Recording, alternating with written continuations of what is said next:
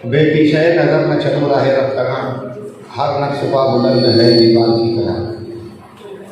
दोस्तों, आज की इस तकरीब में बज़ाहिर आप लोगों का CME का प्रोग्राम होगा, मगर उसके बाद दूसरा अहम मौजूद था ग्रेजुएशन यादी में रजिस्ट्रेशन का तनासुब, उसकी शरह बढ़ाना। आप सभी हजरात जानते होंगे कि मालेगांव शहर में 9 लाख से ज़ायद का पॉपुलेशन और शहर में तकरीबन 70,000 से ज़ायद ग्रेजुएट हजरात बुधवार इख्तियार करते हैं।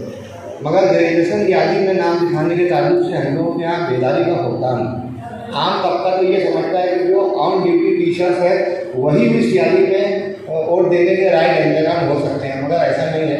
जो लोग पावर लूम कारखाना चलाते हैं, जो दीगर रोजगार करते हैं या कोई शॉप चलाते हैं, इंजीनियर्स हैं, बैंकर्स हैं, एडवोकेट्स हैं, डॉक्टर्स हैं, हर वो ग्रेजुएट इसमें मालेगांव शहर में अगर नाम लिखाया जाए तो मालेगांव शहर में कमोबेश 50,000 का टारगेट होना चाहिए। 9 लाख आबादी के पॉपुलेशन में जब 2,000 राय इंतजाम का नाम दर्ज होगा, हुकूमत जब हम लोगों पर सर्वे करेगी तो वो शहर से मुताबिक क्या गिराफ देगी। जब किसी स्कीम का निफाज करने की बात आएगी तो वो शहर से मुताबिक क्या रिसर्च करेगी। तो हम लोग ये कोशिश की डॉक्टर सुधीर साहब के साथ गुज़िश्ता महीना पहले भी आए थे मेरा हाई स्कूल में, तो मालेगांव शहर में रजिस्ट्रेशन का फीसद बढ़े, इसके लिए आज ये तकरीब का दूसरा उन्वान था। डॉक्टर सुधीर साहब और उनके अहबाब खालिद भाई, अतीक सर, ये लोग शहर के तमाम शोबों से ताल्लुकात इख्तियार कर रहे हैं। टीचर्स से भी, प्राथमिक टीचर से भी, नॉन टीचिंग स्टाफ से भी, पैथोलॉजिस्ट, केमिस्ट, इससे पहले मेडिकल एसोसिएशन के लोग आए थे, कुछ इमाम हजरात भी आए थे, आप अतिबा हजरात भी पीछे मुलाकात आप लोगों की भी हुई। तो आप लोगों से मैं नहायत इख्तिसार के साथ यही गुजारिश करूँगा कि आप ना सिर्फ अपना फॉर्म रजिस्ट्रेशन करवाएं, बल्कि अपनी फैमिली में, अपने अफराद में, अपने दोस्त अहबाब में सभी लोगों का रजिस्ट्रेशन कराएँ, ताकि हमारे हल्के में, नासिक ग्रेजुएट हल्के में सेकुलर वोटों का फीसद बढ़ सके। आने वाले वक्त में कोई फिरका परस्त उम्मीदवार आए और वो वोटों के फीसद ज़्यादा की वजह से अगर ये हम लोगों की कोताही होगी दोस्तों। इसलिए मैं तमाम उनका के जितने भी सदर अराकीन हैं, आज के इस प्रोग्राम के निकाल पर तमाम अराकीन का, सदर अराकीन का शुक्रिया अदा करता हूँ। डॉक्टर सुधीर साहब के साथ आईजे सर यहाँ पर आए थे, उनकी टीम है, खालिद भाई वगैरह, मैं सभी लोगों का मालेगांव में इस्तेकबाल करता हूँ, इजहार तशक्कुर पेश करता हूँ और इस उम्मीद के साथ कि आप डॉक्टर हजरात की जानिब से कम 5,000 रजिस्ट्रेशन हो जाए। इस चीज़ का अगर टारगेट एम अदा किया जाए तो ये एक बेहतर कारामद तहरीक होगी। वासिफ दावाना अल्हम्दुलिल्लाह रब्बिल आलमीन। यूनानी मेडिकल ग्रेजुएट्स एसोसिएशन जब से बनी है, उसमें कुछ भी जो भी मुश्किलात आती हैं तो हम लोकल यहाँ के पॉलिटिशियन, समाजी, सियासी तमाम ही लोगों से मुलाकात करके हमारे मसाइल उनके सामने पेश करते हैं। इसी तरीके से कुछ मामला हमारे माजी में सबसे पहला मसला आया था कि डॉक्टर्स को, BMS डॉक्टर्स को गवर्नमेंट के जॉब बाकायदा चाहिए। इस ताल्लुक़ से हम लोगों ने आज से लगभग 8 साल पहले डॉक्टर साहब यहाँ पर आए और MLC का इलेक्शन था।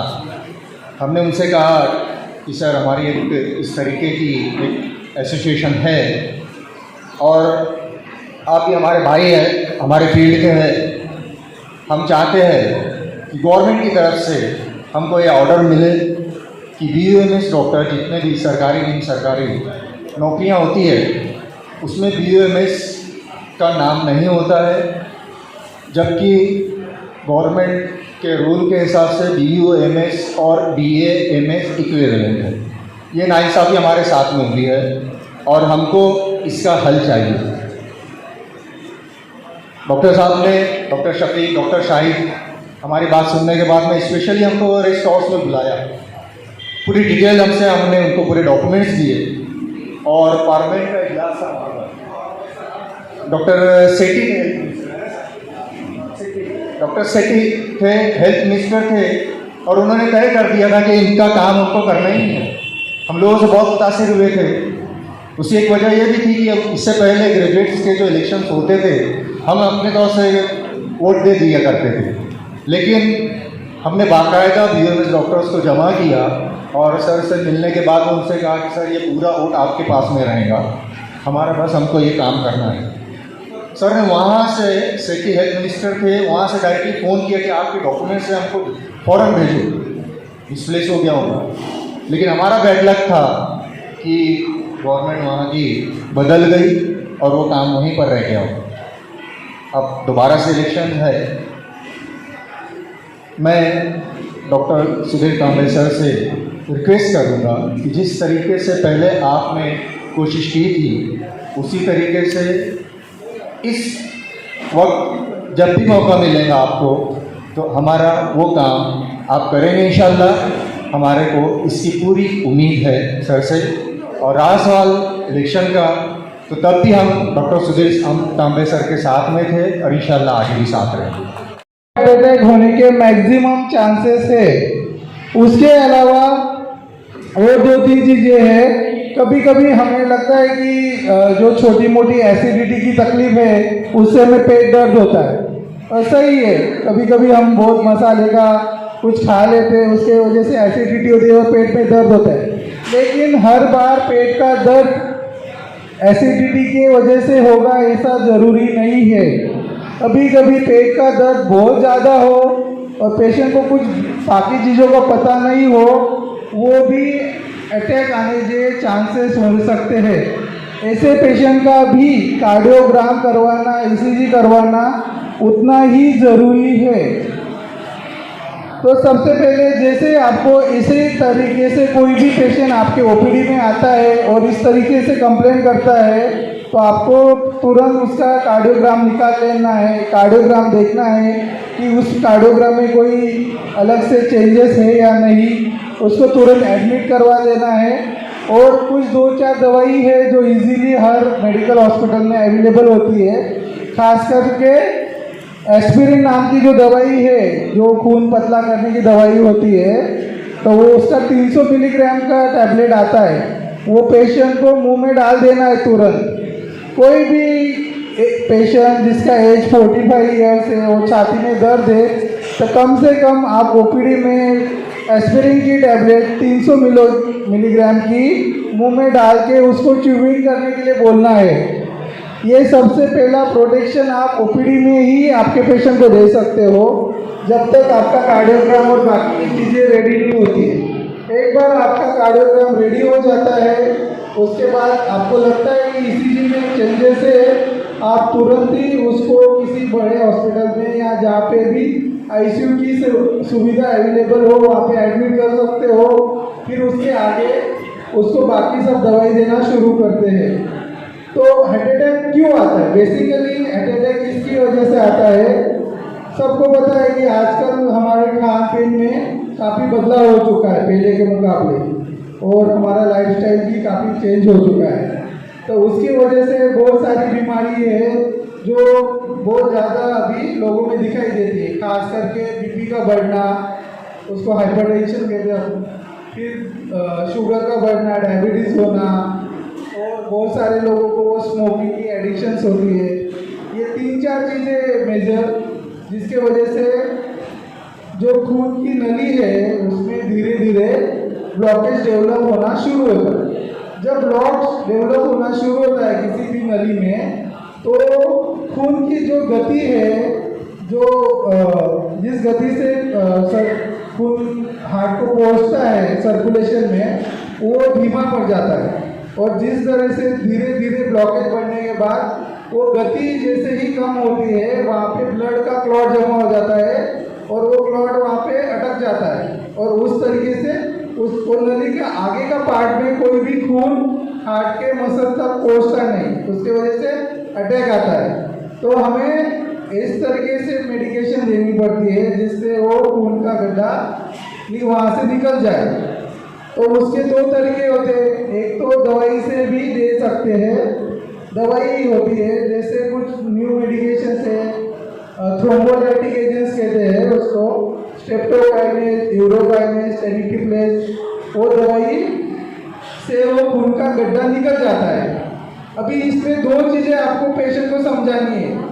अटैक आने के बाद ये दवाई जो हम देते हैं वो खून का जो क्लॉट है उसको डिसॉल्व करने के लिए देते हैं, उससे ब्लॉकेज नहीं जाता है। ब्लॉकेज जाने के लिए वो दवाई नहीं होती। काफ़ी टाइम पे पेशेंट्स कंफ्यूजन हो जाता है कि उनको लगता है कि सर दवाई से ब्लॉकेज निकलता है, ये सच बात नहीं है।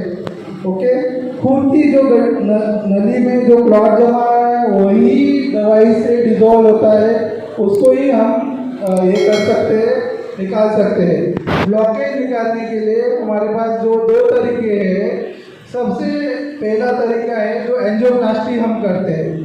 एंजियोप्लास्टी ये ऐसी प्रोसीजर है जिसमें हाथ के नली से या पैर की नली से हम एक कैथेटर डाल के उसमें से वो ब्लॉक को एक बलून से निकाल देते हैं और वो वहाँ उस जगह पे वापस से ब्लॉक ना बने, इसलिए एक स्टेन डाला जाता है। उस स्टेन पे दवाई होती है, वो उसके वजह से आगे भविष्य में भी उसको कोई ब्लॉकेज उस जगह पे ना हो। और बहुत सारे ब्लॉकेजेस हो किसी भी पेशेंट के अंदर जहाँ पे बहुत ज़्यादा स्टेन डालना मुश्किल हो, वो ऐसे पेशेंट के लिए बाईपास सर्जरी किया जाता है, जिसमें हार्ट के मसल्स को दूसरे रास्ते से खून पहुंचाने के लिए कुछ नलियां अटैच की जाती है।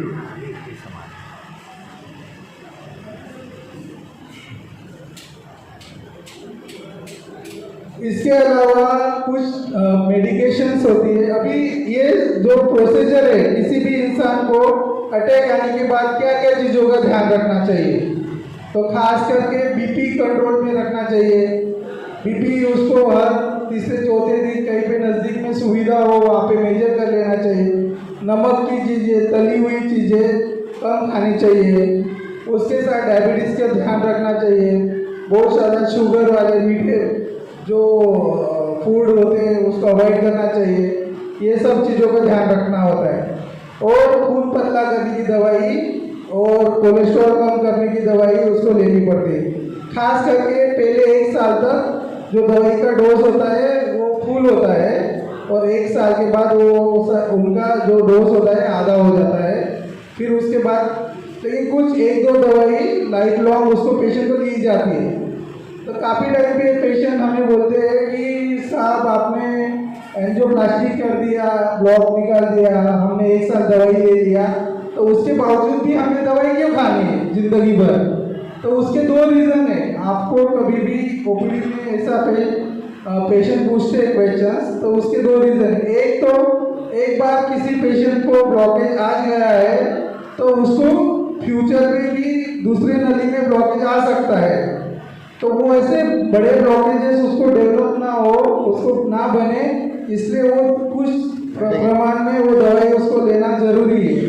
दूसरी चीज़, जो पहले जो उसको अटैक आया है उसमें जो हमने स्टेन डाला है वो स्टेन भी सही तरीके से काम करने के लिए दवाई खानी जरूरी होती है।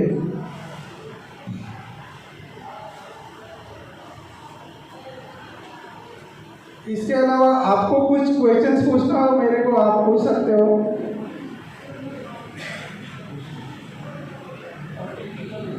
बता दिया कि छाती में जो दर्द है वो अटैक की वजह से आएगा, तो आपको कौन सी चीज़ों का ध्यान रखना है। लेकिन जो छाती में जो दर्द है दूसरी वजह से भी हो सकता है, जो मसल्स पेन होता है, कभी कभी भारी वजन उठाने से होता है, तो आपको कैसे पता चलेगा? तो वो पेशेंट में कभी भी आप छाती में ऐसे टच करोगे तो जिस भाग में मसल्स में पेन हुआ होगा तो हाथ लगा के तुरंत ही पेशेंट को दर्द बढ़ जाता है। तो ऐसे जो पेन होते हैं वो मसल्स के कारण होते हैं, तो ऐसी चीज़ों में आप पेन किलर दे सकते हो पेशेंट्स को। दूसरा, एसिडिटी की वजह से होता है, लेकिन एसिडिटी का पेन भी बहुत ज़्यादा हो तो इसीलिए निकालना जरूरी है। वो रात को खास करके नाइट में एसिडिटी होने के चांसेस बहुत ज़्यादा होते हैं, तो रात को जो खाना है वो कम मसाले वाला खाना चाहिए। कभी कभी हमारे यहाँ पे इन्फेक्शन होने से भी छाती में दर्द हो सकता है।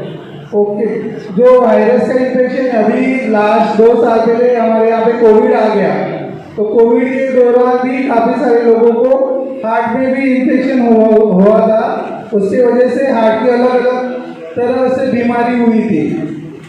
जो हार्ट का जो कवर है उसको बोलते पेरिकार्डियम। जो पेरिकार्डियम में जब भी कोई वायरस का इन्फेक्शन हो जाता है उसको कहते हैं पेरिकार्डाइटिस। ऐसे पेशेंट में भी चेस्ट पेन होता है और उनको भी हॉस्पिटल में एडमिट करके इंजेक्शन और दवाई देनी पड़ती है। और उसके अलावा कभी कभी वायरल इन्फेक्शन होने की वजह से भी हार्ट का पंपिंग कम होता है। और दूसरी और चीज़, खास करके हम जब भी प्रैक्टिस करते हैं तो प्रेगनेंसी के पहले लेडीज़ पेशेंट में खास करके इको करवाना बहुत ज़रूरी है। कभी भी कोई भी प्रेगनेंसी प्लान करने से पहले उस पेशेंट को खुद का इको करवा लेना ज़रूरी है, क्योंकि जो प्रेगनेंसी है वो डिलीवरी पेशेंट्स की वो सेफली हो सके। तो जैसे ही मैंने कहा कि थ्रोम्बोलिसिस होता है, वो थ्रोम्बोलाइटिक एजेंट्स होते हैं जो क्लॉट को डिसॉल्व करने में हेल्प करते हैं। हमारे यहाँ पे हम लोग स्ट्रेप्टोकाइनेज ज़्यादा करके जो मेडिकेशन है वो यूज़ किया जाता है। स्ट्रेप्टोकाइनेज का जो डोज है वो 1.5 मिलियन होता है, जिसको हम 45 मिनट्स के अंदर एनएस में डाल के दे सकते हैं। और पामी है वो प्राइमरी एंजियोप्लास्टी, जिसमें तुरंत ही पेशेंट को कैथ लैब में लेके जो खून का गांठ है और ब्लॉकेज दोनों चीज़ें एक साथ निकाली जाती है। तो इसमें से कौन सी ट्रीटमेंट अच्छी है? तो जब इसका जो इंटरनेशनल प्रोटोकॉल है कि जिस भी सिटी में आप रहते हो वहाँ से 90 मिनट के अंदर पे ऐसा कोई हॉस्पिटल है जहाँ पे कैथ लैब है, तो तामील करना